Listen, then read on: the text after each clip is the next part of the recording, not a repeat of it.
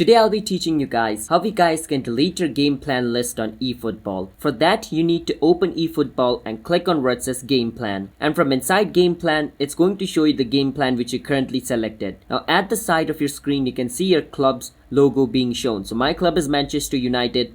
That's why it's showing me the logo of Man United. I need to click on that. Once I click on that, all this option will appear.